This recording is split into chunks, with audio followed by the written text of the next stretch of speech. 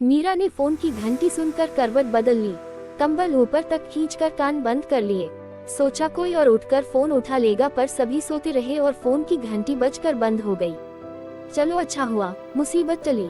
पता नहीं मुन्ह अंधेरे फोन करने का शौक किसे चर्राया, मीरा ने स्वयं से ही कहा। पर फोन फिर से बजने लगा तो मीरा झुंझला गई।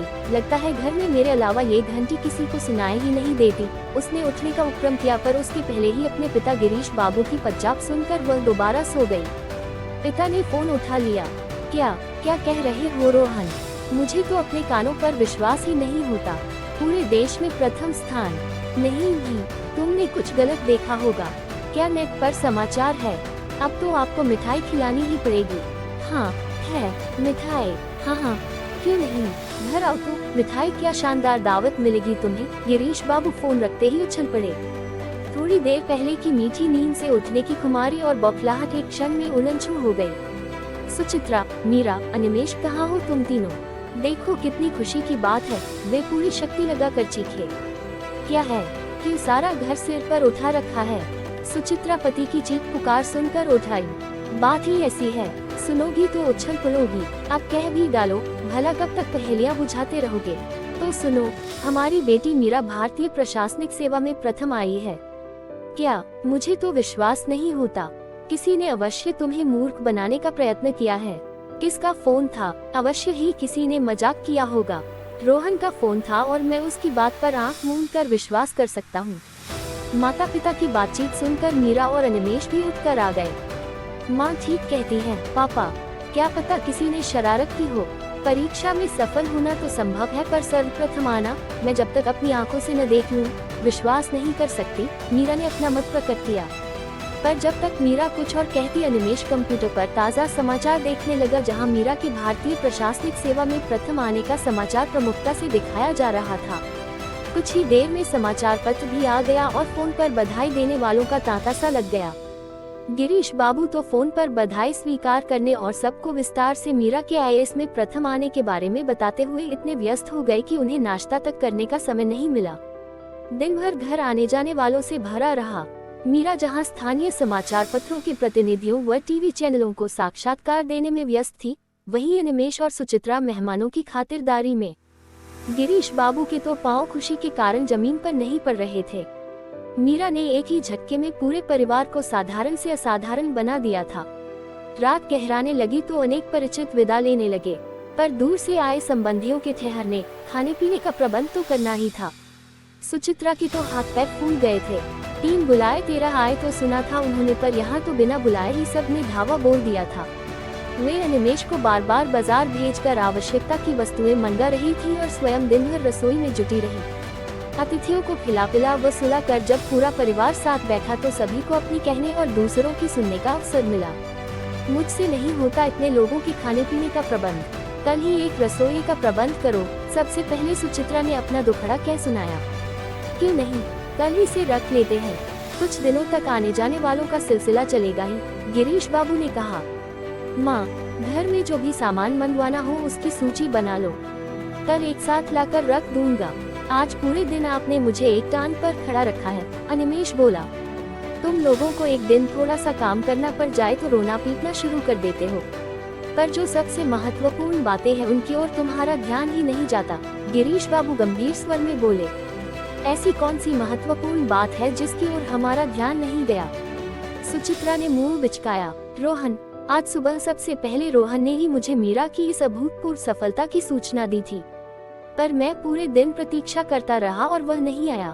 प्रतीक्षा केवल आप ही नहीं करते रहे पापा, मैंने तो उसे फोन भी किया था। जितना प्रयत्न और परिश्रम मैंने किया उतना ही उसने भी किया। उसे तो जैसे धुन सवार थी कि मुझे इस प्रतियोगिता में सफल करवा कर ही मानेगा।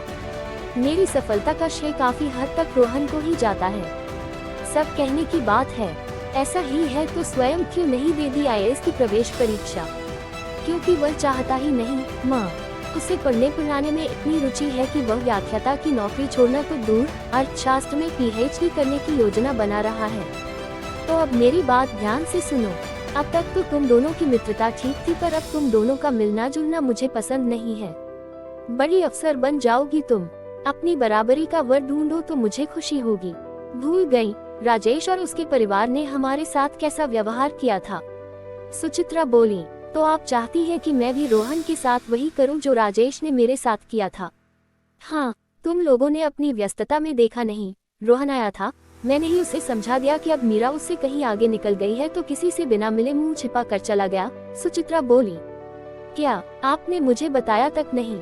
रोहन जैसे मित्र बड़ी मुश्किल से मिलते हैं, हम दोनों तो जीवन साथी बनने का निर्णय ले चुके हैं। ये बोलते हुए मीरा रो पड़ी। मैं तुमसे पूरी तरह सहमत हूँ बेटी, रोहन हीरा है, हीरा, उसे हाथ से मत जाने देना। गिरीश जी ने मीरा को धारस बंधाया। एकांत मिलते ही मीरा ने रोहन का नंबर मिलाया, पर बहुत पहले की एक फोन कॉल उसके मानसिकता पर हथौड़े की चोट करने लगी थी। उस दिन भी फोन उसके पिता ने ही उठाया था। नमस्ते गिरीश बाबू, कहिए, विवाह की सब तैयारियां हो गयी? फोन पर धीर शाह का स्वर सुनकर गिरीश बाबू चौंक गए थे। सब आपकी कृपा है, हम सब तो कल की तैयारी में ही व्यस्त हैं। इधर उधर की औपचारिक बातों के बाद रमन बाबू काम की बात पर आ गए। ऐसा है गिरीश बाबू, मैंने तो लाख समझाया पर रमा, मेरी पत्नी तो कुछ सुनने को तैयार ही नहीं। बस एक ही जिद पर अड़ी है, उसे तो तिलक में 10 लाख नकद चाहिए। वो अपने मन की सारी साथ पूरी करेगी। क्या कह रहे हैं आप रमन बाबू? तिलक में तो लेने देने की बात तय नहीं हुई थी, अब एक दिन में 10 लाख का प्रबंध कहाँ से करूँगा मैं? गिरीश बाबू का सिर चकराने लगा, आवाज भर्रा गई। क्या कहूँ, मैं तो आदर्शवादी व्यक्ति हूँ, दहेज को समाज का अभिशाप मानता हूँ, पर नटकार खाने में तूती की आवाज कौन सुनता है? रमा ने तो जिद ही पकड़ ली है, वैसे गलती उसकी भी नहीं है। आपके यहाँ संबंध होने के बाद भी लोग दरवाजे पर कतार बांधे खड़े हैं। सोचने व समझ पाने के लिए गिरीश ने कहा, मेरे विचार से ऐसे गंभीर विचार विमर्श फोन पर करना ठीक नहीं रहेगा। मैं अपनी पत्नी सुचित्रा के साथ आपके घर आ रहा हूँ, वहीं मिल बैठकर सब मसले सुलझा लेंगे। मीरा ने गिरीश बाबू और रमन शाह के बीच होने वाली बातचीत को सुन लिया था और किसी अशुभ की आशंका से वह काम उठी थी। गिरीश बाबू और सुचित्रा जब रमन बाबू के घर गए तो उन्होंने 10 लाख की मांग को दोहराया, जिससे गिरीश बाबू निराश हो गए। जब मीरा से राजेश का संबंध हुआ था तब राजेश डिग्री कॉलेज में साधारण सा व्याख्याता था, पर अब वह भारतीय प्रशासनिक सेवा का अफसर बन गया था। इसी कारण वर्ग का भाव भी बढ़ गया। अफसर बनते ही राजेश का दुनिया के प्रति नजरिया भी बदल गया। गिरीश और सुचित्रा उठ खड़े हुए। घर आकर बात साफ कर दी गई, यह विवाह नहीं होगा, लगता है और कोई मोटा आसामी मिल गया है रमन बाबू को, गिरीश बाबू ने सुचित्रा से कहा। राजेश और मीरा ने कॉलेज की पढ़ाई साथ पूरी की थी। दोनों के प्रेम के किस्से हर आम और खास व्यक्ति की जबान पर थे। एमफिल करते ही जब दोनों को अपने ही कॉलेज में व्याख्याता के पद प्राप्त हो गए तो उनकी खुशी का ठिकाना न रहा। उनके प्यार की दास्तान सुनकर दोनों ही पक्षों के माता पिता ने उनके विवाह की स्वीकृति दे दी थी। मीरा से विवाह तय होते ही जब राजेश का आईएएस में चयन हो गया तो सुचित्रा और गिरीश बाबू भी खुशी से झूम उठे। वे मित्रों, संबंधियों और परिचितों को ये बताते नहीं थकते थे कि उनकी बेटी मीरा का संबंध एक आईएएस अफसर से हुआ है। मीरा स्वयं भी कुछ ऐसा ही सोचने लगी थी। वह जब भी राजेश से मिलती तो गर्व महसूस करती थी, पर आज सब कुछ बदला हुआ नजर आ रहा था। राजेश और उसका प्रेम प्रसंग तो पिछले 5 वर्षों से चल रहा था।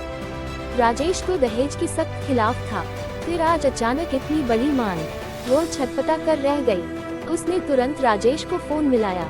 उसे अब भी विश्वास नहीं हो रहा था कि राजेश और उसका परिवार तिलक से ठीक पहले ऐसी मांग रख देंगे। वह राजेश से बात करके सब साफो साफ पूछ लेना चाहती थी। उन दोनों के प्यार के बीच में ये पैसा कहाँ से आ गया था। हेलो राजेश, मैं मीरा बोल रही हूँ। हाँ कहो मीरा, कैसी हो? कल की सब तैयारी हो गई क्या? यही तो मैं तुमसे पूछ रही हूँ। यह एक दिन पहले क्या 10 लाख की रट लगा रखी है? मेरे पापा कहाँ से लाएंगे इतना पैसा? शांत मीरा शांत, इतने सारे प्रश्न पूछोगी तो मैं उनके उत्तर कैसे दे सकूंगा? बनो मत, तुम्हें सब पता है। तुम्हारी स्वीकृति के बिना वे ऐसी मांग कभी नहीं करते, मीरा क्रोधित स्वर में बोली। तो तुम भी सुन लो, क्या गलत कर रहे हैं मेरे माता पिता? लोग करोड़ों देने को तैयार हैं, कहाँ मिलेगा तुम्हें और तुम्हारे पिता को आईएएस वर्ग? तुम लोग इस छोटी सी मांग को सुनते ही बौखला गए। राजेश का बदला सुर सुनते ही स्तब्ध रह गई मीरा। हाथ पैर कांप रहे थे। वह वही कुर्सी पर बैठकर देर तक रोती रही। अनिमेष सो रहा था। वह किसी प्रकार लड़खड़ाती हुई अपने कक्ष में गई और कुंडी चढ़ा ली। गिरीश और सुचित्रा घर पहुंचे तो देर तक घंटी बजाने और द्वार पीटने के बाद जब अनिमेष ने द्वार खोला तो गिरीश बाबू उस पर ही बरस पड़े। यहाँ जान पर बनी है और तुम लोग घोड़े बेचकर सो रहे हो। बहुत थक गया था। मैंने सोचा था कि मीरा दीदी द्वार खोल देंगी, वैसे भी उनकी नींद जल्दी टूट जाती है। अनिमेष नींदे स्वर में बोला। मीरा? हाँ, कहाँ है मीरा? गिरीश बाबू ने चिंतित स्वर में पूछा। अपने कमरे में सो रही है, अनिमेष बोला और फिर सो गया। पर गिरीश और सुचित्रा को कुछ असामान्य सा लग रहा था। माता पिता की चिंता से अवगत थी मीरा, ऐसे में उसे नींद आ गई, ये सोचकर ही घबरा गए थे दोनों। सुचित्रा ने तो मीरा के कक्ष का द्वार ही पीट डाला, पर कोई उत्तर न पाकर वे रो पड़ी। अब तो अनिमेष की नींद भी उड़ चुकी थी। गिरीश बाबू और अनिमेष ने मिलकर द्वार ही तोड़ डाला। उनका भय निर्मूल नहीं था। अंदर खून से लथपथ मीरा बेसुध पड़ी थी। उसने अपनी कलाई की नस काट ली थी। अब अगले दिन के तिलक की बात दिमाग से निकल गई थी। वह पक्ष की मांग और उनके द्वारा किए गए अपमान की बात भुलाकर वे मीरा को लेकर अस्पताल की ओर भागे थे। समाचार सुनते ही मीरा के मित्र और सहकर्मी आ पहुंचे थे। सुचित्रा और अनिमेष का रो रो कर बुरा हाल था। गिरीश बाबू अस्पताल में प्रस्तर मूर्ति की भांति शून्य में ताकते बैठे थे। रोहन ने न केवल उन्हें सांत्वना दी थी बल्कि भाग दौड़ करके सुचित्रा की देखभाल भी की थी। रोहन रात भर मीरा के होश में आने की प्रतीक्षा करता रहा था, पर मीरा तो होश में आते ही बिफर उठी थी। कौन लाया मुझे यहाँ? मर क्यों नहीं जाने दिया मुझे? मैं जीना नहीं चाहती, वो प्रलाप करने लगी थी। चुप करो, ये बकवास करने का समय नहीं है। तुम ऐसा कायरतापूर्ण कार्य करोगी, मैं सोच भी नहीं सकता था। मैं अपने माता पिता को और दुख देना नहीं चाहती। तुमने उन्हें कितना दुख दिया है, देखना चाहोगी? तुम्हारी माँ रो रो कर दीवार से अपना सिर टकरा रही थी। बड़ी कठिनाई से अनिमेष उन्हें घर ले गया है। तुम्हारे पिता तुम्हारे कक्ष के बाहर बेंच पर बेहोश पड़े हैं। ऐसी परिस्थिति में मैं और कर भी क्या सकती थी? तुम पहली युवती नहीं हो जिसका विवाह टूटा है, कारण कोई भी रहा हो। दुख का पहाड़ तो पूरे परिवार पर टूटा था, पर तुम बड़ी स्वार्थी निकली। केवल अपने दुख का सोचा तुमने। तुम्हें तो उन्हें ढाढ़स बंधाना चाहिए था। मीरा चुप रह गई। रोहन उसका अच्छा मित्र था। उसने और रोहन ने एक साथ कॉलेज में व्याख्याता के रूप में प्रवेश किया था, पर राजेश के कॉलेज में आते ही मीरा उसके लटकों झटकों पर रीझ गई थी। मीरा स्वस्थ होकर घर आ गई थी, पर रोहन के सहारे ही वह सामान्य हो सकी थी। स्वयं को पहचानो मीरा, वह बार बार कहता। उसके प्रोत्साहित करने पर ही मीरा ने IAS की तैयारी प्रारंभ की थी। उसकी तैयारी में रोहन ने महत्वपूर्ण भूमिका निभाई थी, पर आज न जाने उस पर क्या बीती होगी। हेलो रोहन। फोन मिलते ही मीरा ने रोहन का स्वर पहचान लिया था। कहो मीरा, कैसी हो? मैं कैसी हूँ अब पूछ रहे हो तुम? सुबह से कहाँ थे? मैं तो तुमसे मिलने आया था, पर तुम बहुत व्यस्त थी और तुम बिना मिले चले गए। ये भी भूल गए कि तुमने तो सुख दुख में साथ निभाने का वादा किया है। आज के संसार में इन वादों का क्या मूल्य है? मेरे लिए ये वादे अनमोल हैं। रोहन, हम कल ही मिल रहे हैं। बहुत सी बातें करनी है, बहुत से फैसले करने हैं। ठीक है न? मीरा ने व्यग्रता से पूछा था। ठीक है मीरा, तुम भी मेरे लिए अनमोल हो, ये कभी मत भूलना। रोहन ने अपने एक वाक्य में अपना हृदय ही उड़ेल दिया था। मीरा की आंखों में आंसू झिलमिलाने लगे थे, तृप्ति व खुशी के आंसू।